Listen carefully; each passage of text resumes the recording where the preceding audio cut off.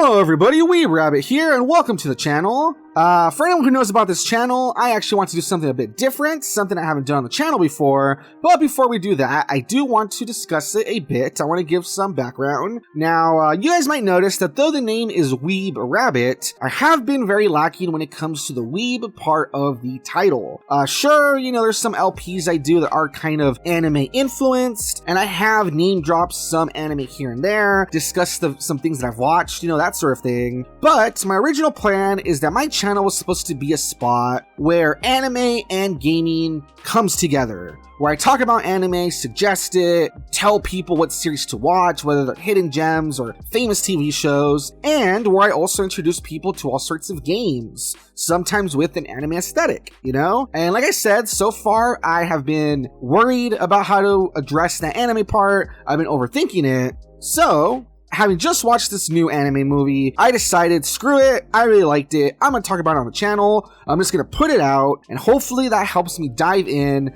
and not worry so much about how I do. You know, I just want to talk about anime, so I am going to talk about anime, alright? So without further ado, guys, hopefully this will be the first of many more anime-related videos to come. So yeah, there we go.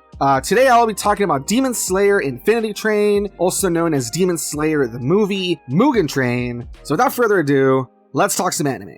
Alrighty guys, now originally released back in October 2020 in Japan, Demon Slayer the movie Mugen Train, also known as Demon Slayer Kimetsu no Yaiba the movie, Ressha-hen, something like that, you know, excuse my pronunciation. But yeah, it is the follow-up to the first season of the hit anime series Demon Slayer. And basically, it picks up right where the first season leaves off, and it sees our main characters, which I pull them up once again. Like I said, I want to try my best to pronounce their names. Hopefully I don't totally butcher their names. But it begins the movie with Tanjiro, Nezuko, Zenitsu, and Inosuke boarding a train.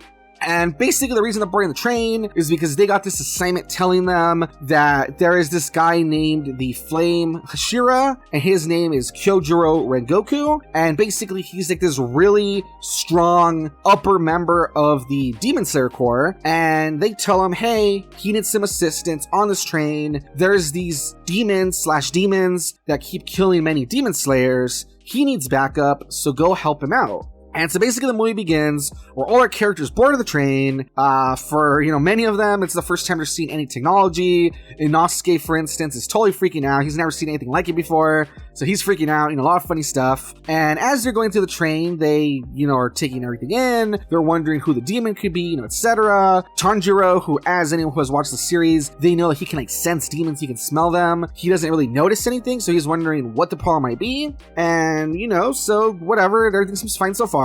They finally find Kyojuro Rengoku. They're introduced to him, and right off the bat, he's just this really funny, really quirky guy that, you know, they had previously seen him before, but hadn't really had a chance to talk to him. And right away, everyone meets him, basically falls in love with him, because he seems like he's like this really cool, really strong, just supportive guy, right? What they don't know, though, is that right after meeting him, little does the crew know that they actually have fallen asleep, because the demon who has been killing everybody has this power, and don't worry, I'm not gonna spoil too much, but the demon has this power where basically he can put people to sleep without them knowing it, and he puts them into this peaceful dream that's kind of like a heaven-like best case scenario that they don't want to leave, you know what I mean? And so basically he traps them in this wonderful dream that they don't want to leave, and that leaves them very open and very like helpless because they like don't realize what's happening. And he has these minions that he's gonna have them go into these Demon Slayers' dreams and defeat their like spirit core,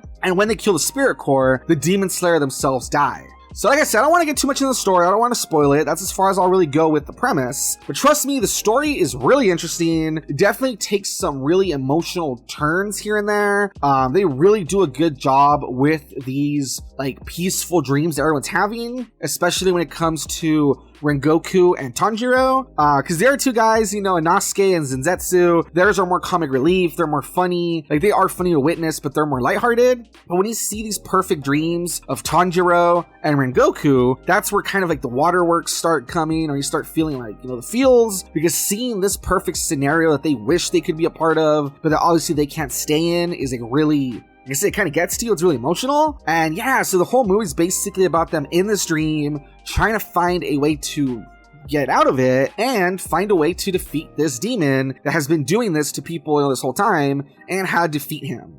So the story, very simple, but I think it is very well done. I think the pacing's well done. I think the stakes feel as high as they should. I think that the concept of this demon that attacks people in their sleep, very well done. A lot of emotional payoffs, that sort of thing. So I really enjoyed the story. When it comes to the characters, if you've obviously watched the series, it's more of the characters you know and love. As I've mentioned, Tanjiro's there, Nezuko's there, Zenitsu's there, Inosuke's there, and we're introduced to this new character, Kyojuro Rengoku, and all of them are great. All of them, I don't know, we get to see more of them, we get to see more of their powers, their inner workings, that sort of thing. I thought all the characters in the anime movie were awesome. So I think the characters, were really well done. When it comes to the animation is top-notch, guys.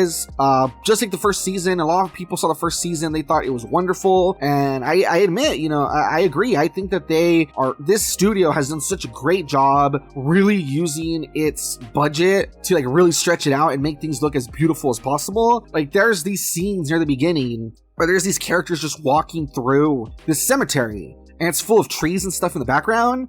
For like the first few minutes of the movie, I thought it was live action. Like maybe that's just me, but I thought it was live action. I thought it looked that good. And it took me a while to realize, wait, no, this is like CGI. This is animation. It's people, anime characters walking through a forest or whatever. So I thought the animation quality was superb.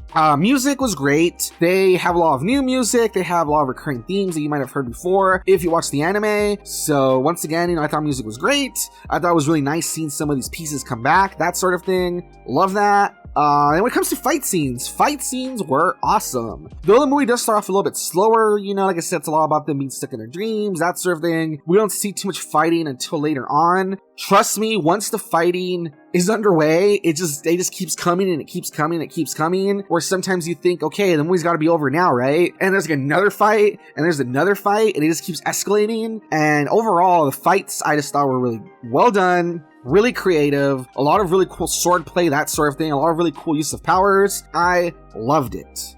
So overall, guys, I think the movie is great. I want to say that the very clear standout of the movie is the fire-powered guy, Rengoku. I thought that, they really make you care about him. They do a great job introducing him, making you care about him, making him this great mentor figure to the younger Demon Slayers, and seeing his, character arc, I guess you can say, watching everything that he does was great. Like, he's the kind of hero that you root for, the kind of hero that you fall in love with, and the kind of hero that, at the end of the movie, you just want what's best for him. You're just crying because you want to see him just get everything he wants. You know what I mean? He's just great.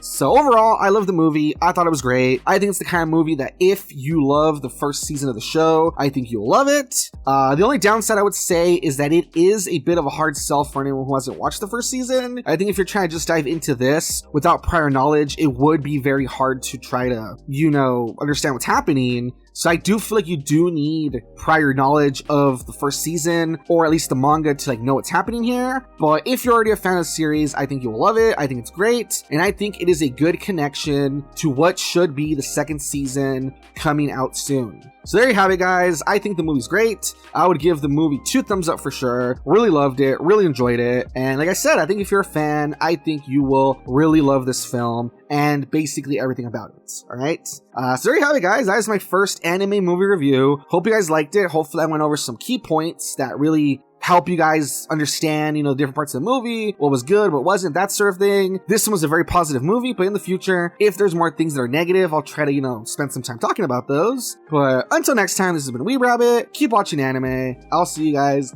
next time.